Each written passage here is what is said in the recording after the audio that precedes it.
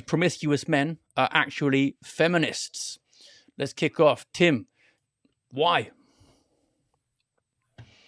Feminism is the sex revolution. Promiscuity is the formal act of the sex revolution, if such thing could be equated to a thing that has a formal act. It takes two to tango. And when we did that show, folks treated it like we were trying to say it for shock value, or we thought we'd come up with really something creative. And we were just saying A is A.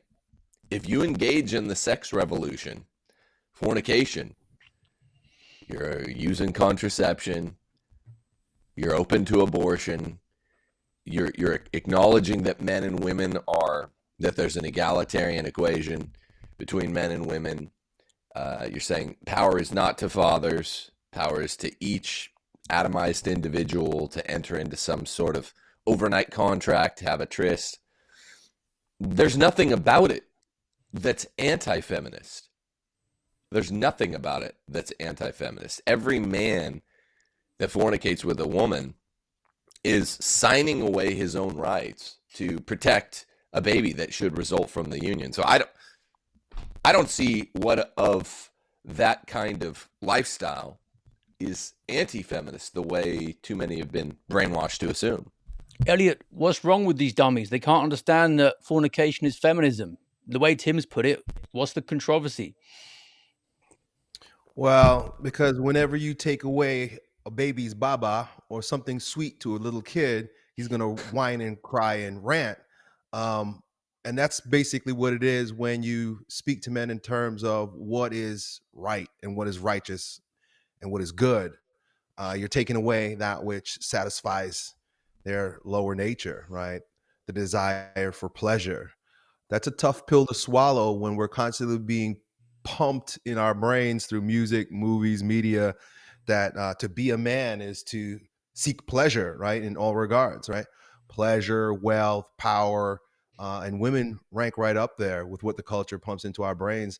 And so it's like we are initiated as men into a form of quasi-manhood or half boyhood, where we receive our value, or they even promote these vices as virtue.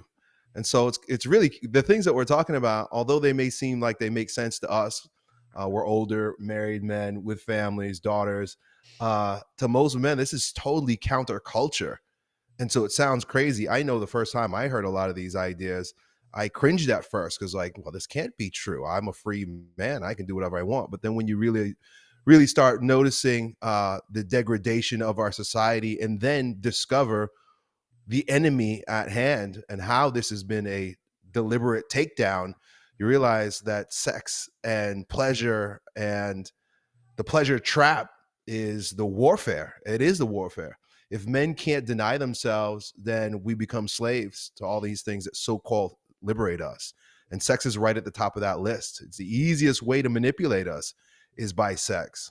And so the promise of sex, or the desire for sex, is, people say it's in the Bible, right? That money is at the root of all evil, but it almost seems as if in this day and age, sex might be the one, because most men are chasing money for sex. It really all boils down to living by their lower head. Yeah, really well put. I like the idea that it's quasi-manhood. Mike, the only reason people fall for this stuff is because there's a grain of truth to it, right? Yeah,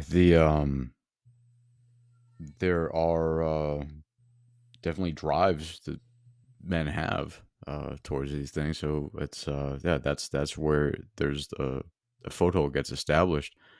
Just picking up on what Elliot had said, though, it reminded that the G.K. Chesterton quote, that free love is the direct enemy of freedom. It is the most obvious of all the bribes that can be offered by slavery. So you have a lot of these folks in the red pill community thinking that what they're doing is manly, but what they're actually doing is withering the family structure, and that's necessarily cucking themselves, as the state apparatus is going to come in and fill that role of patriarchy and of father. So there's nothing anti-establishment about being a man and being promiscuous, because ultimately you run that individually and collectively over enough iterations. That's just going to break down the family structure. The state's going to fill in the power gap, and now the pink police state now owns you. So there's nothing anti-establishment about it. It's pro-establishment. It's what the enemy wants. It's what the feminists set out to do. So, that's Yeah. a tough pill to swallow. That's the hard truth. Sexual liberalism was the spearhead of all liberalism, and the guys doing what the propaganda tells them to do are furthering the aims of their enemies. That's a great summary, guys. And you, by acting like a pig, help to establish the caricature of men, which is a huge part of the leftist agenda. Because then they can rile up women against you even more. That's it. One of the devil's main aims is setting men and women against each other, because if you can break that, the two fundamental blocks that build society, then you're on your way to chaos.